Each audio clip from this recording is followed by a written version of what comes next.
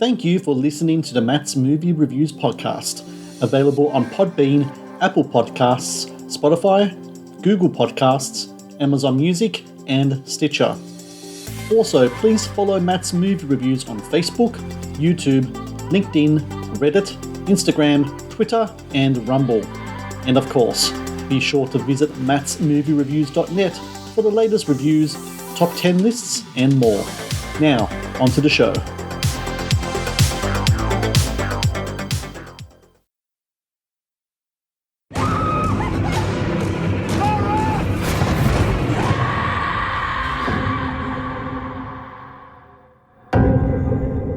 It's been about 3 months. Are you aware when you're dreaming? I know what I'm experiencing and hearing isn't real, but at the same time, I believe it is. Lara's condition is medical, a mixture of hypomania and paranoid schizophrenia. This is not her brain doing it. It's not even her. I'd like to have you under observation. Absolutely not. Not again. We did exactly what they said. Those experts had done their damage. Moving away from medical practice would be unwise. This is not a medical problem. What do you believe it to be? A spiritual one. Lara's still not well. We've got my congregation to pull from and a very supportive community in general. When you're ready, I'm here to help. And if I can't help, I know those that can. Daniel answers to the Almighty and the Almighty alone. Bare your soul to him. Please, just take me back inside. I came here to exorcise the devil. Show our enemy your faith. Christ compels you to leave this vessel now. Pray with me. Body of Christ. Save me. Blood of Christ. Inebriate me. Leave this vessel.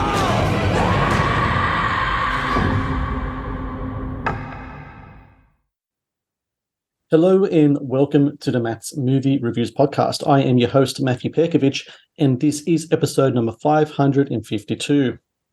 Releasing on a limited cinema run in Sydney on September 8, Adelaide on September 14, and Brisbane on September 15 is Godless, the Eastfield Exorcism, a horror thriller that tells the story of an unsanctioned exorcism in small-town Australia that shocked the nation. Based on true events, Godless, the Eastfield Exorcism, delves into the dangers of when religious zealotry poses as salvation, and does so with fine filmmaking craft and powerful performances. And joining me now on the podcast is the director of the film, Nick Kozakis. Nick, how are you today? Good. Thank you for having me. This is exciting. It is exciting. So coming from an Aussie film critic / journalist, practicing Catholic, and horror fan who has The Exorcist as his most favorite film of all time, this is like right up my alley in a lot of ways, this movie of the Eastfield Exorcism. What's really interesting, though, I've been listening to a bunch of interviews you've done, like in the States when you had your run over there and here as well. Is it true that like the original idea for this movie was you're going to make like more of a traditional exorcism movie? And if that's the case, How did that kind of switch to kind of like what people are going to see next week? Yeah, it's exactly that. So I love horror of all formats. So it's just like I'm a horror fan before I'm a filmmaker. I'm pretty sure that like stands as it is. But like I obviously I wanted to make a possession film, and I love those films no matter what budget, what scale they are. Like the fact that you've got the Exorcist poster right in front of me right now is like so daunting because it's like the holy grail of them all. But I've definitely loved possession films for a long time, and I wanted to kind of go down that route. But when I started researching real life possessions, something stuck with me, and it was just so haunting to find out that aside from Catholicism practicing their the rituals to kind of do exorcisms, there are people that do their own, and they're self-appointed exorcists that end up harming innocent people and brutalizing people. And that was just like a totally different story, and one that I had never seen before. So that was what I really wanted to focus on. It just kind of stuck with me that, in a world where someone might believe that you're possessed, there is nothing you can do or say to get safety or, relief from a situation like that. So that's where the mindset went. And I got a writer on board, Alex Wilson, who penned a draft, and that's the path that we took. When it came to the real life influences, because this movie is based on true events, and sticking to like our neck of the woods here, I remember the Joan Vilmer case back in the early 90s in Victoria. I remember being a kid, I think it was around 11 or 12 when that was, because that was all over. That was like first news report kind of stuff as well. And then you have the Janet Moses thing in New Zealand as well. I know there's a documentary released on that. Were they the two kind of like cases you were looking at as kind of like the framework of what you wanted to put together with your movie? Yeah, there were cases that we looked at, but we kind of got so many globally. There were cases in France, there were cases in Germany, like Annalise Michel, which is, like she had watched or had read The Exorcist, and because of that created like a whole influence in her mind. And, and for us, a lot of the cases played exactly the same way. And it's like you see so many parallels between Joan Vollmer and Janet Moses, and some of the other cases that we've kind of pinpointed throughout time, even one that happened a few years ago in Perth. It was to a 6-year-old girl. And it's just like they all play exactly the same, where there's generally a woman or a child that's suffering from mental health issues or whatever it might be, and the family just assumes that they're possessed. So they get together, their congregation of people, and they start harming the person. And it was really shocking to read so many of the legal files on all of that. Like, it was just really traumatizing. What a lot of people don't realize is that when it comes to like a ritual like that, it could be a really traumatic kind of experience, spiritually, psychologically. The other thing as well is that, as a big Exorcist fan, and like I I'm kind of fascinated with the subject. Whenever I see kind of like footage, kind of like more from the Catholic side of things, they're kind of tame. They're not like The Exorcist. It's not like levitating bodies and stuff. It's usually just a couple of people praying over someone, and then it's like, okay, I'll see you guys next week at 8:00. All right, see you later. That's pretty much it, right? But the unsanctioned exorcisms that I've been reading about, they can be kind of like akin to like torture experiments in a sort of way.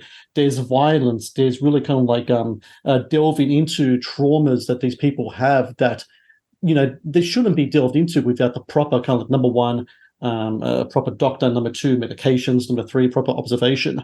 When it came to delving into what it would have been like, or how you portray the backyard, I call it like a backyard exorcism essentially, because always in a shed or stuff like that, right?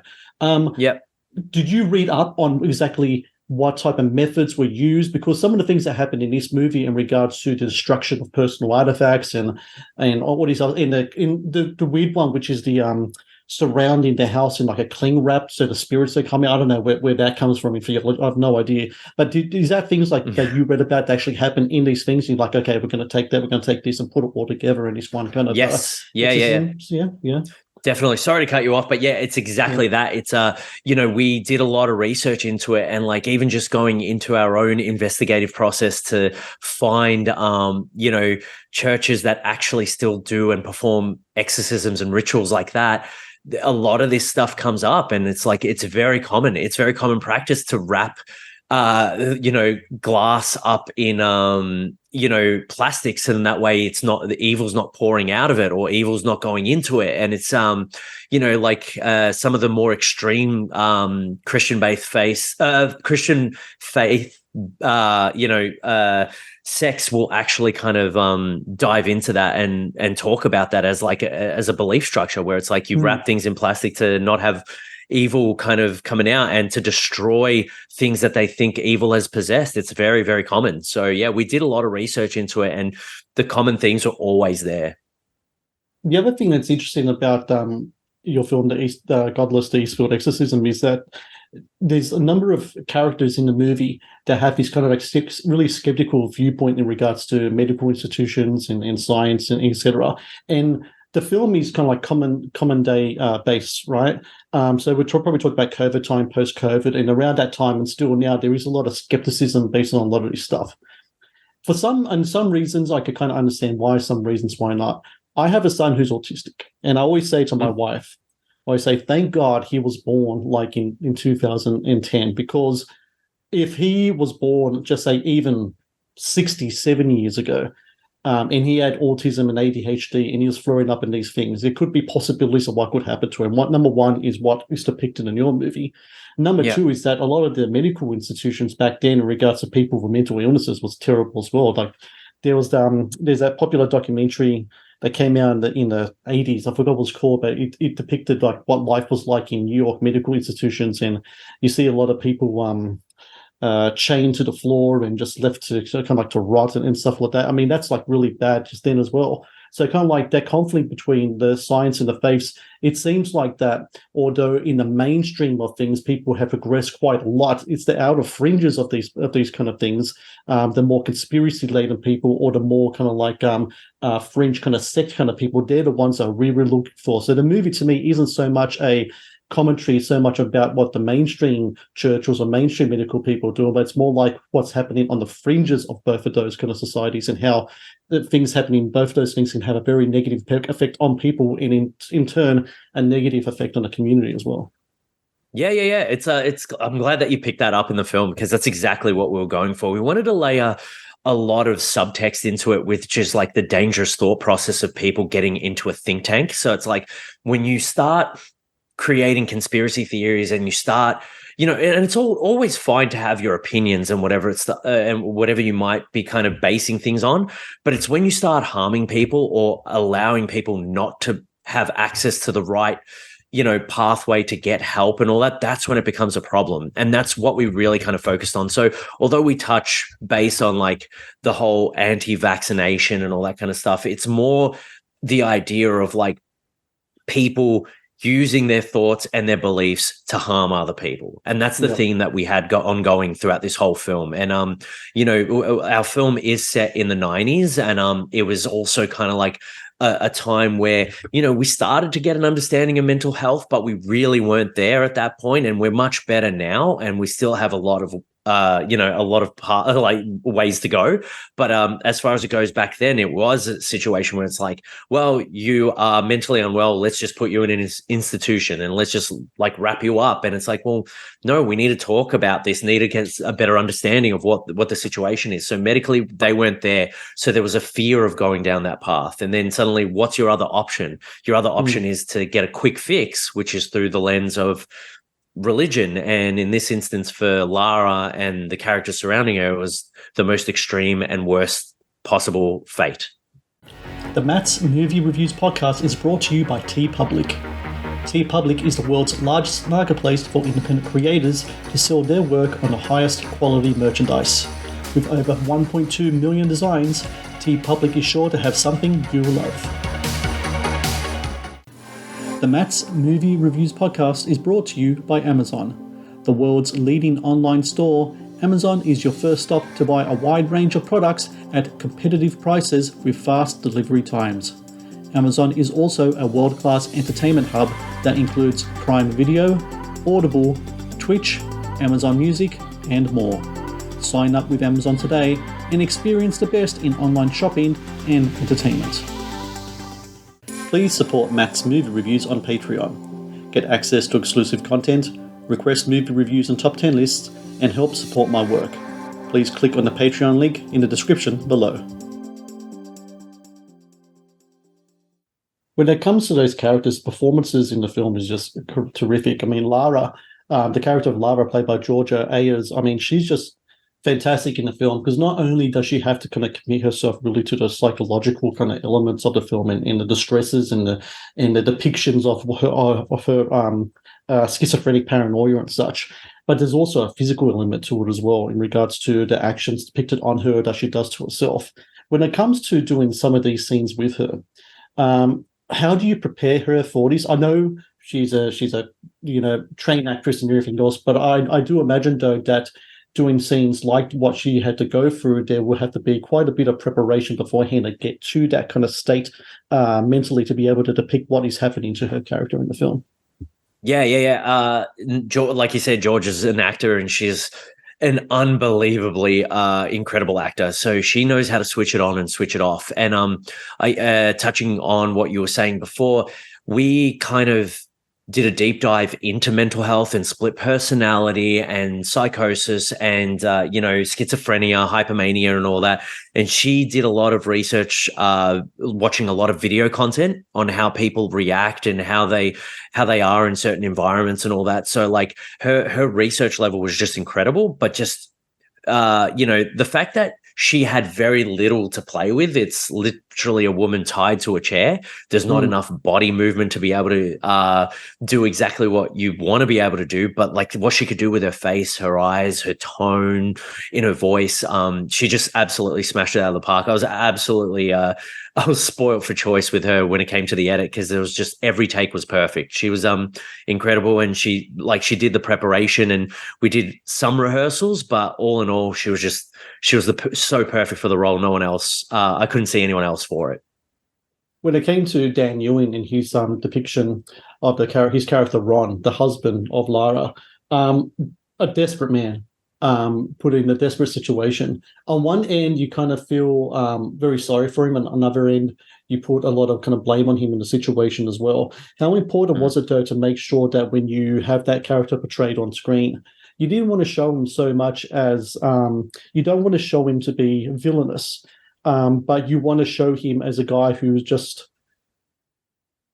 has such a mistrust of the other alternatives in their lives, and there's things in Lara's past and such, that he just feels like this is the best way to cure her. And even though he is definitely wrong in what he did, on another hand, you kind of like, look, I don't know what it would be like to be in his shoes, and you kind of feel sorry for him in what he kind of goes through with her, because it is, when you're dealing with people with mental illnesses, especially when it displays themselves in violent actions and such, and as you were saying before, during the time period of the film, a lot of was not known about what's going on. Sometimes people's naivety can get the better of them. Yeah.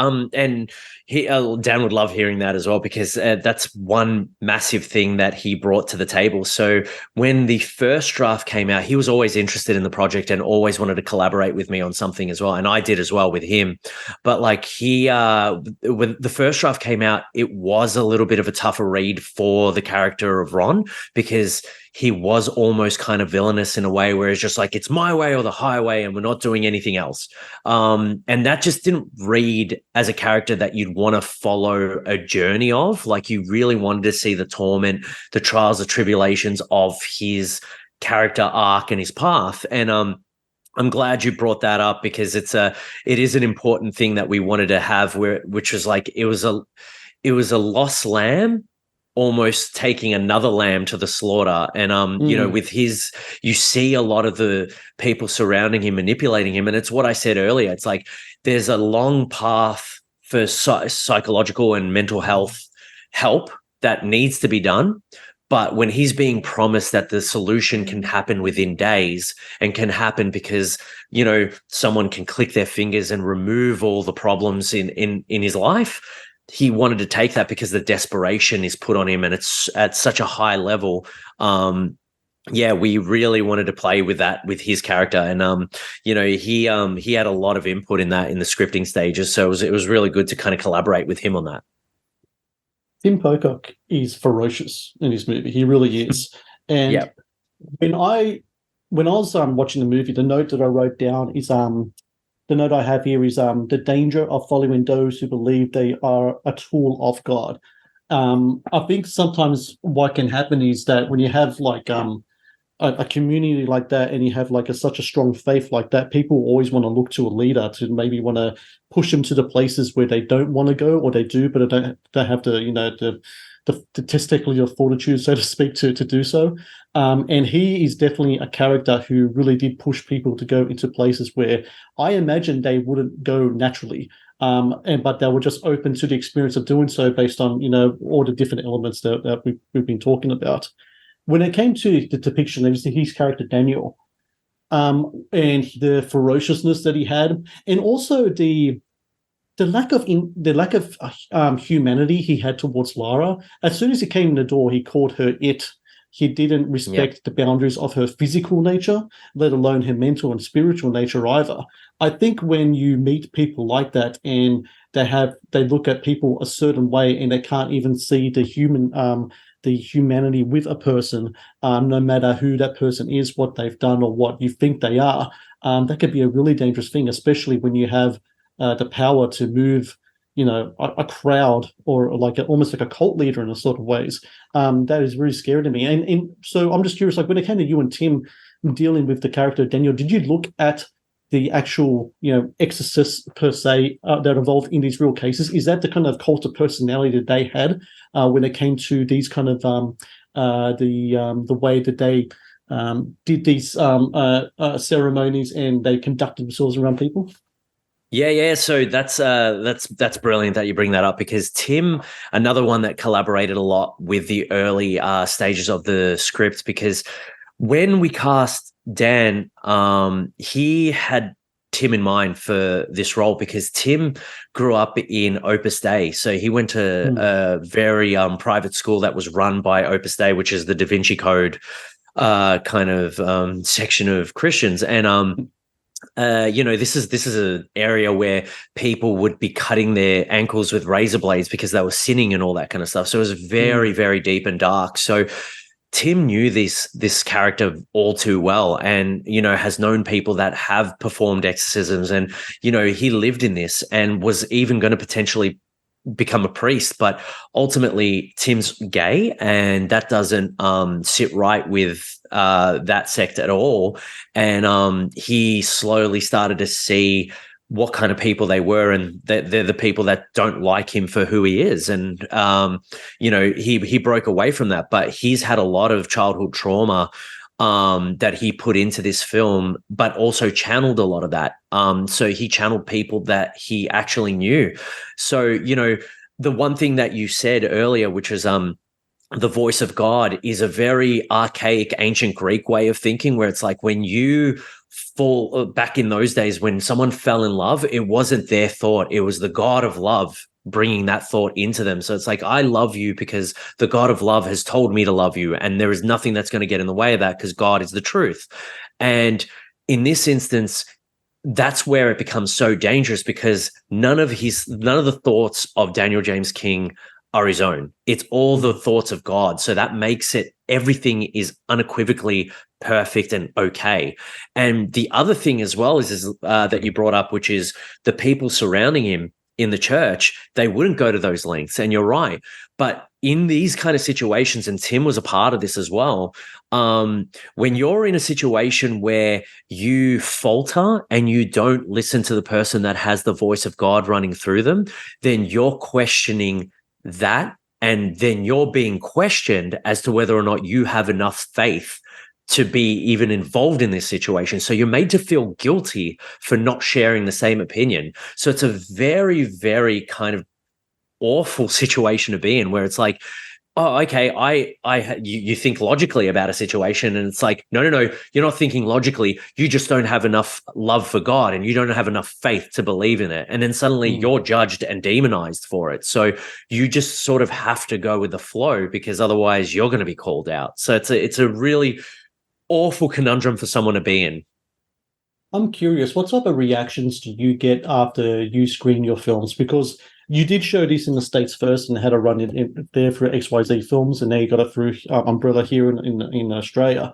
The differences between us two countries in regards to how religion is tied in society is very, very evident. America especially, incredibly Protestant in a lot of their religious views and such. And this church that's depicted in your movies, like a offshoot of that kind of thing. But there's links there. When you show your film in America, when you did show your film in America, as opposed to you've done some things here in Australia, do you get similar kind of correspondence back? Do you get people who maybe would have seen, I don't know, feels that maybe there was a shots towards Christianity as a whole? Or do you see people who say, I know people like that, I've seen people like that, it's a good thing we have that out there, because people need to know that sometimes there are the wolves in sheep's clothing, and we have to be aware of that stuff? Yeah, no, it's it was great. Like when we went to the States, I was so stressed. I didn't know what the reaction was going to be, and it's like being that it was the first time anyone was going to watch the movie. I was really nervous, but the reception was unreal. Like I was so surprised to get so many positive comments, feedback. People like after screening were grabbing my hand, saying how like clammy their hands were because they were so stressed and tense throughout the whole film. I've had so many people that grew up in like extreme religious situations that kind of this stuff resonates with them. I think because it is a country that has a lot of religion behind it and there's a lot of faith behind it, there's a lot more awareness of it. So screening it there compared to here, we're not as strong with our religion, or our faith here. I don't feel that anyway. Like, but I just, it felt different. Like there were so many people that had stories of people that they knew and people that have gone through it or they themselves have gone through it. Here, I think sometimes with our marketing, some people might expect a little bit more of a conventional exorcism film. And then when it becomes an anti-exorcism film, it's like a pleasant surprise, sometimes for the better, sometimes for the worse. But in the States, I felt like, and globally as well, like it's been a pleasant surprise, where people are like, I went in expecting this and I was completely blown away thinking you're coming out with something totally different. Well, I love the film because, number one, I think it seems to me post Paranormal Activity especially, the deluge of possession movies, demonic possession movies has been huge because I think people learn how to make it on budget and they've all kind of been repetitive and the same, and then you had the Conjuring stuff and that's become repetitive and the same. And I always like watching films where films fuck with genre and they twist shit around. And for someone who has an interest in the subjects in the movie, I liked it very much because, number one, the story reminds me way back, like I said, when I was 12 and just being fascinated. I think that was when I started my fascination with horror and stuff when that story came out. And number two, it's an Australian film, and I absolutely love when Australian filmmakers dive into genre. And they do it, I think the way the Australian films do it, and Australian filmmakers do it, like yourself, Nick, is you guys do it in a way that is unconventional. I think unconventional is needed, especially during the time when there's so much formulaic stuff out there. I think a lot of people, when they make a movie, they make an elevator pitch and they don't make a story. And I think here with Eastfield Exorcism, it's a story. It's an important story. It's a well-made story. And I thank you so very much for making it, Nick. I really do appreciate what you've done here. That's really humbling. I love that. That just sent chills down my spine because it's it's nice to hear that someone like yourself that loves the genre and you would watch so many films, and I know you do, that you got it, and that means the world to me. So it's like, but we did it because we it was a story that we believed in, and it was a story that we really wanted to tell. And I love genre, and I'll keep doing genre. But yeah, I'm glad that you really enjoyed this one. That's a really cool sentiment that you've sent over to our way. So for everyone out there listening, please go to Umbrella Ent, that's umbrellaent.com.au, and there you can find out more information and where to go for screenings for Godless, the Eastfield Exorcism. All the screenings that are listed there on the 8th, 14th, and 15th in New South Wales and Brisbane and Adelaide are Q&A screenings as well, so you get to see Nick in person and other cast crew as well. I really recommend people also check out this film in cinema. I know there's going to be a home entertainment release soon, but watch it in the cinema because the craft and the soundtrack and the performances deserve to be seen on the big screen. And for everyone out there, please watch it. And if you had a screening, let Nick know just how great he did, because like I did, because I think more Aussie filmmakers need to know to make more genre films. And Nick, I thank you so very much for your time. Congrats with the film. Best of luck with the screenings next week and following. Thank you so much, and thank you for doing like the best work possible, getting our film out there and talking about it and talking about other independent filmmakers' films. It's good to have that awareness, and we appreciate your work too. So thank you for doing that for the industry. Thank you for watching the Matt's Movie Reviews channel. Please subscribe for more reviews, podcast interviews, and exclusive content. Also, if you would like to request a review and support my work, please join my Patreon via the link in the description below.